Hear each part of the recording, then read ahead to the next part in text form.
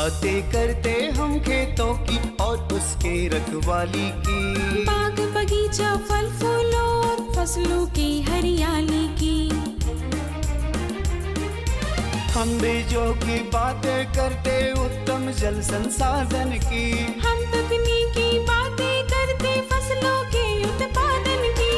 हर किसान का सपना सच हो जीवन सुखद बनाने को, गाँव-गाँव के हर आंगन का प्यारा सा ये दर्शन। कृषि दर्शन, कृषि दर्शन, कृषि दर्शन, कृषि दर्शन, कृषि दर्शन, कृषि दर्शन, कृषि दर्शन, कृषि दर्शन।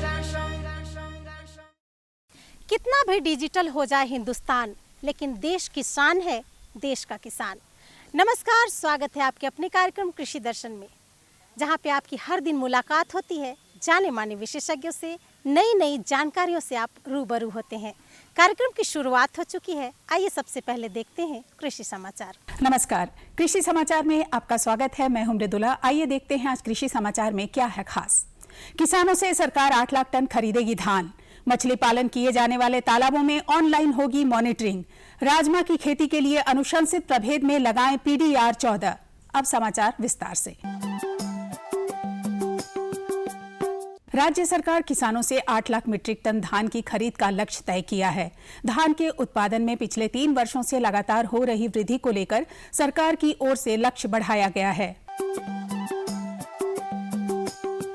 राज्य में मछली पालन किए जाने वाले तालाबों में उपलब्ध रसायन, ऑक्सीजन स्तर और खरपतवार की जानकारी अब ऑनलाइन मिलेगी। साथ ही इसकी मॉनिटरिंग भी ऑनलाइन की जाएगी। इसके लिए तालाबों में इंटरनेट ऑफ थिंग्स तकनीक का इस्तेमाल होगा।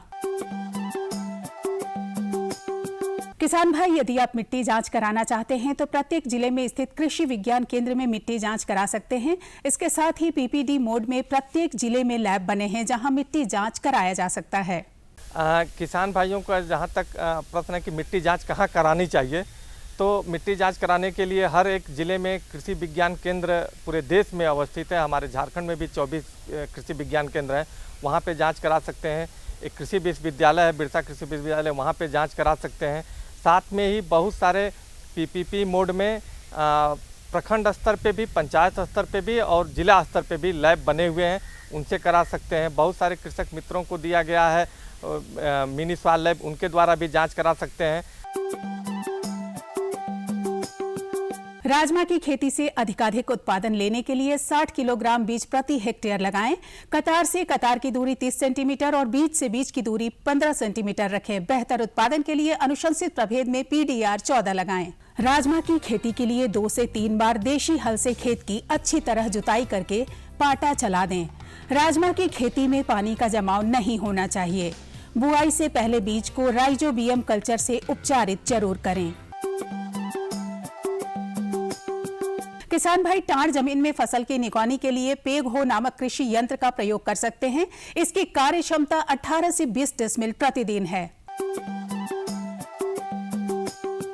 आज की विशेष जानकारी है प्याज फसल में कीड़ों से बचाव के बारे में। प्याज फसल में कीड़े मकोड़े ना लगे, इसके लिए किसान एक आसान उपाय अपना सकते हैं। किसान भाई, प्याज फसल लगाने से 30 दिन पहले 250 वर्ग मीटर भूखंड की दर से खेत के चारों ओर मक्का फसल 2 पंक्तियों में लगा दें। इसके बाद मक्का फसल के घेरे के अंदर प्याज लगाएं। फसल में कीटों का प्रवेश रुक जाएगा। और अब एक नजर राज्य के 5 प्रमुख शहरों के मौसम के मिजाज पर। आज राज्य के 5 प्रमुख नगरों के अधिकतम और न्यूनतम तापमान कुछ इस प्रकार दर्ज किए गए। रांची का अधिकतम तापमान 29 डिग्री सेल्सियस और न्यूनतम 20 डिग्री सेल्सियस। जमशेदपुर का अधिकतम तापमान 31 डिग्री सेल्सियस और न्यूनतम 23 डिग्री सेल्सियस। मेदिनीनगर का अधिकतम तापमान 33 डिग्री सेल्सियस और न्यूनतम 22 डिग्री सेल्सियस। देवघर का अधिकतम तापमान 34 डिग्री सेल्सियस और न्यूनतम 23 डिग्री सेल्सियस। और धनबाद का अधिकतम तापमान 31 डिग्री सेल्सियस और न्यूनतम 22 डिग्री सेल्सियस रहा।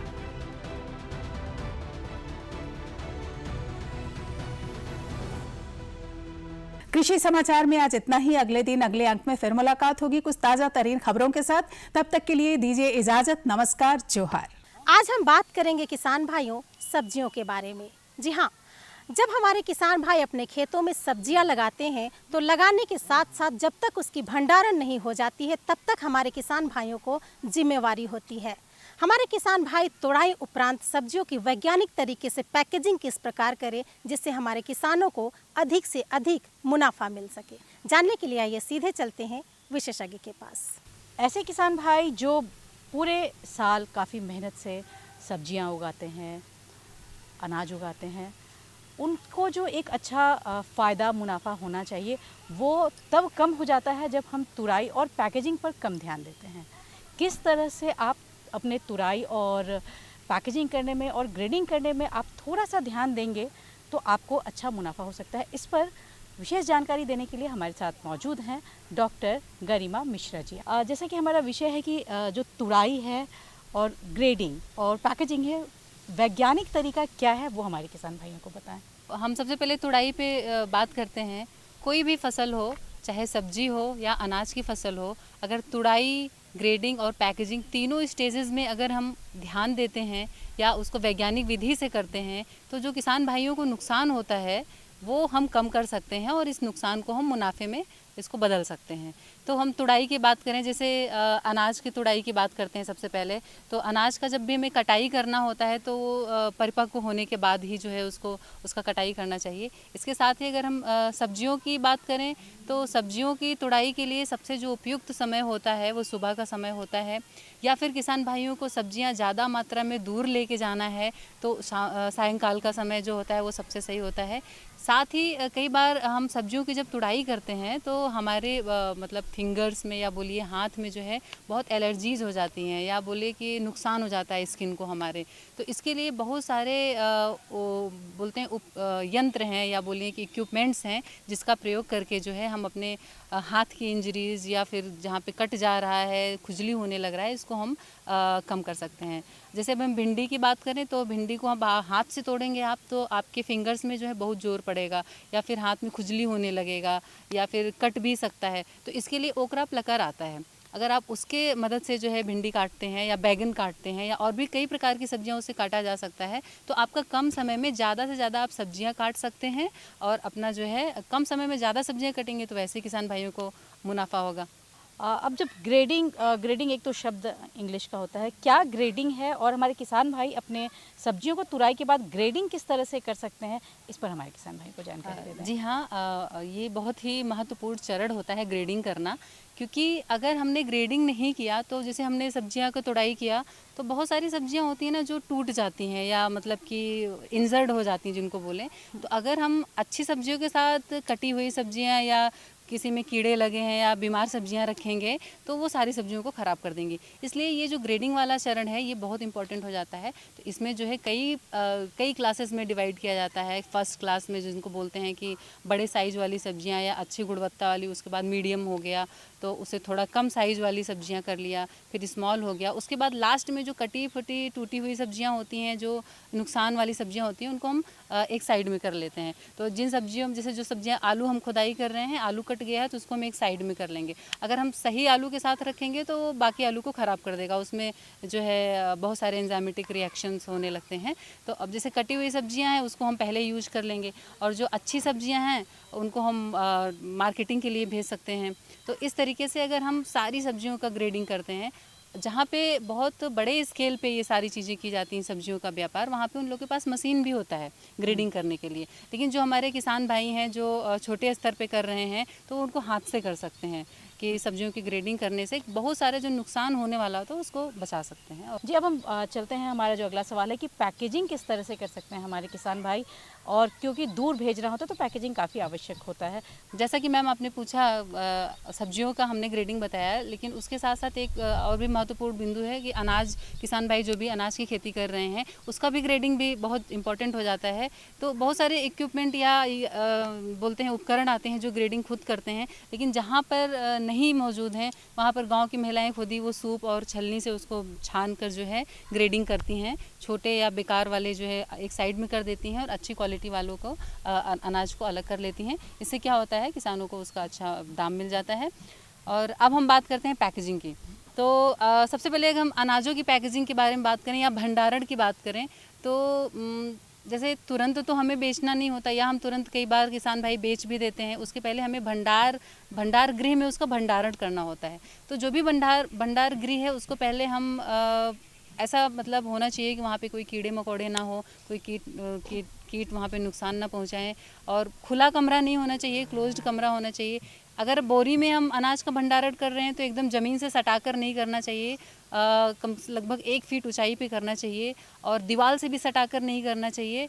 और ऐसा होने से क्या होता है कि जो नमी होता है कई बार वो अनाज में आ जाता है और उसको ख़राब कर देता है। काफ़ी लंबा टाइम तक हम भंडारण नहीं कर सकते हैं। तो मुख्यतः अगर हम बात करें अनाज के भंडारण की, तो उसके लिए नए बोरे होने चाहिए, और यदि आपके पास पुराने बोरे हैं तो 5% मैलाथियन के घोल में जो है उसको धुलकर, गर्म पानी में धुलकर, तेज़ धूप में सुखा कर ही जो है बोरों में भंडारण करें। और अब हम बात करते हैं सब्जियों की पैकेजिंग के बारे में। तो सब्जियों की पैकेजिंग के लिए तो भी बहुत, जैसे हरे साग सब्जियां हैं वो तो हमारी जल्दी ख़राब हो जाती है, तो उनको हम पैक नहीं करते हैं। जैसे पालक का साग हो गया और कोई साग हो गया, उनको खुले में ले जाना होता है। आलू जैसे हो गया तो जालीदार बोरी होती है, उसमें हम उसको पैक कर लेते हैं। जालीदार जो है प्याज हो गया, उसको भी हम उसमें पैक कर लेते हैं। साथ ही बहुत सारे कार्टन्स होते हैं जिसमें टमाटर हो गया या और भी सब्जियां, उनको हम पैक करते हैं। इसके साथ साथ क्रेट्स होते हैं, उसमें भी पैकेजिंग करने के लिए, जिसमें रखने से क्या होता है कि उसका शेल्फ लाइफ बढ़ जाता है, जीवन काल बढ़ जाता है, और इससे जो है किसान को लाभ मिलता है। आज कभी कभी देखते हैं कि जब हम पैकेजिंग करते हैं तो क्या उसमें कुछ केमिकल्स या कुछ जूट वगैरह ये भी शामिल करते हैं क्या? हाँ मैम, जूट के बैग भी बहुत इम्पोर्टेंट होता है इसके सब्जियों के लिए खासकर। जैसा कि आप बोल रहे हैं केमिकल के लिए, तो कई बार उसको हम कृत्रिम रंगों से भी उपचारित करते हैं, और ये प्रोटेक्ट करता है हमारी सब्जियों का, शेल्फ लाइफ बढ़ाता है। वैसे तो देखा जाए प्रकृति ने नेचुरली एक वैक्स की कोटिंग लगाया हुआ है सारी सब्जियों में, लेकिन कई बार जब उसकी हम तुड़ाई करते हैं और रखने के टाइम पे वो जो वैक्स का पतला लेयर होता है वो हट जाता है। इसीलिए आजकल ट्रेंड है कि एक वैक्स का घोल में डुबो के हम सब्जियों को उपचारित करते हैं, ताकि उसमें कीड़े मकोड़े आके उसको जैसे स्पॉइल कर देते हैं, छेद हो जाता है सब्जियों में, तो उससे हम बचा सकते हैं और काफ़ी थोड़ा लंबे टाइम तक उसको हम प्रिजर्व कर सकते हैं। किसान भाइयों, हमारे जो विशेषज्ञ हैं उन्होंने आपको काफ़ी अच्छी जानकारी दी कि आप किस तरह से तुड़ाई करें, कैसे उनकी ग्रेडिंग करें और किस तरह से पैकेजिंग करें। तो आशा करती हूँ ये जानकारी आपको जो है वो लाभ देगी। हम अपने विशेषज्ञ को धन्यवाद देते हैं। आपका बहुत बहुत धन्यवाद। बहुत बहुत धन्यवाद मैम।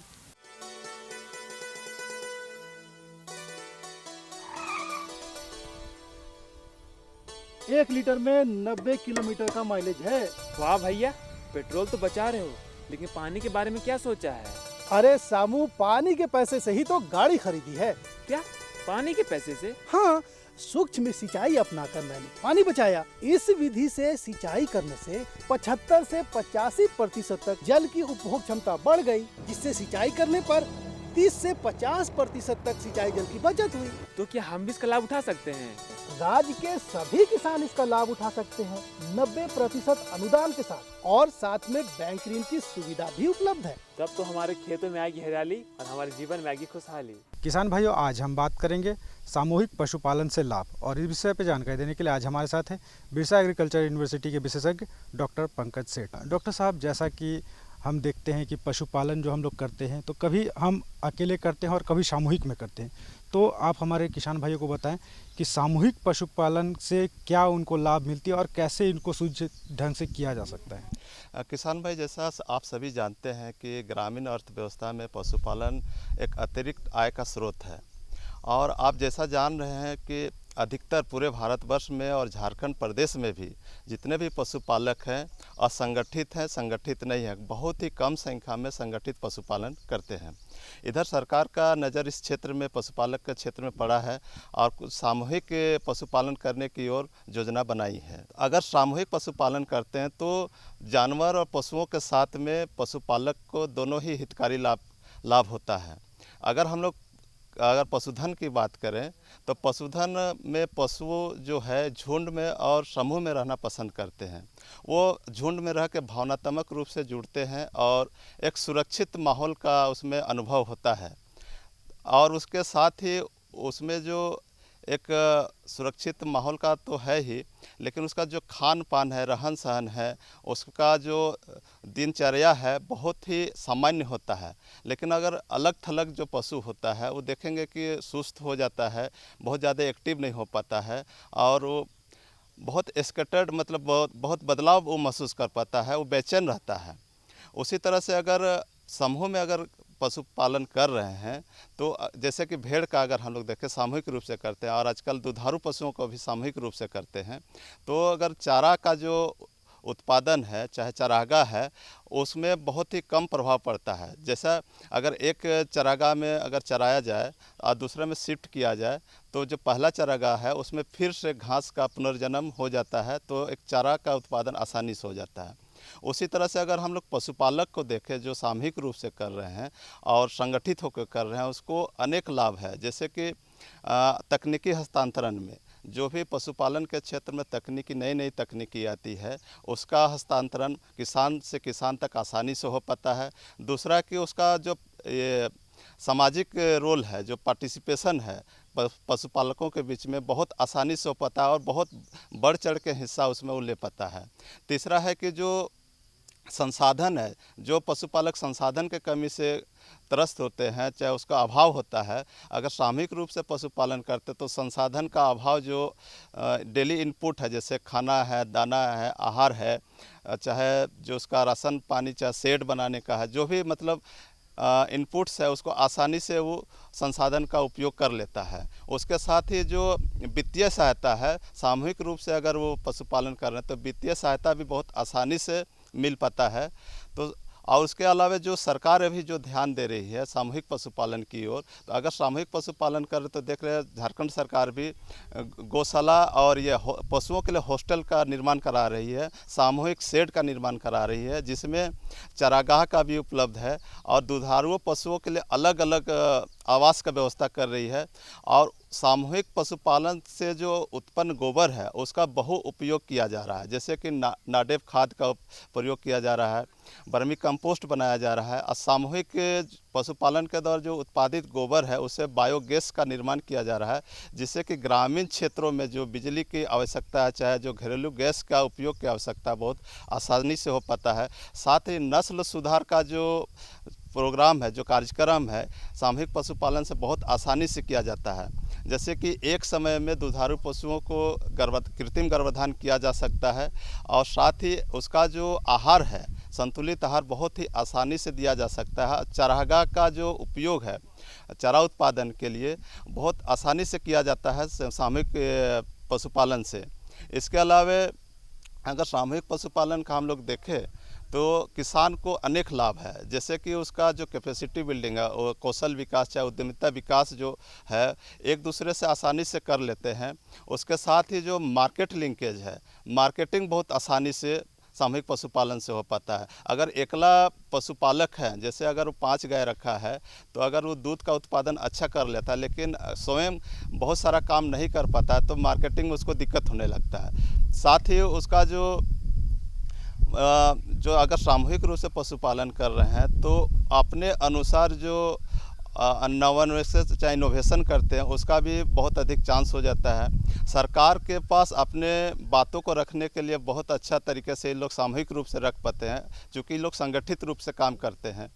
और पशुपालन में अगर सामूहिक रूप से करें, जैसे तो दूध का रूप में सहयोग समितियां बनती है, जैसे कोऑपरेटिव मिल्क कोऑपरेटिव है, सहयोग समिति है, उसके अनुसार दूसरे पशुओं के लिए भी जैसे बकरी पालक सहयोग समिति, सुकर पालक सहयोग समिति, इस तरह से सहयोग समिति बना के अच्छा लाभ ले सकते हैं। और उनका जो प्रति एकड़ है, चाहे पर इकाई जो उनका लाभ होना है, इनकम आना है, बहुत अधिक बढ़ जाता है और पशुपालन में लागत का कमी हो जाता है। अगर असंगठित रूप से स्वयं पशुपालन करते हैं, अलग अलग रूप से करते हैं तो लागत बहुत अधिक हो जाता है, पूंजी का अभाव होने लगता है और संसाधन सुचारू रूप से हम लोग उपलब्ध नहीं करा पाते। लेकिन वही सामूहिक रूप से करते हैं तो देखते हैं कि संसाधन भी बहुत आसानी से मिल जाता है और इनकम जो है, जो घरेलू इनकम है, बहुत अधिक बढ़ जाता है। चूँकि इसमें काम का बंटवारा बहुत अधिक हो जाता है, सबों के बीच में काम का बंटवारा, तो समय भी मिल पाता है और पशुपालन के साथ में और दूसरे काम भी आसानी से हम लोग कर लेते हैं। तो आप हमारे किसान भाइयों को और क्या विस्तृत जानकारी देंगे कि कैसे वो इस कार्य को अपने क्षेत्र में यूज़ करें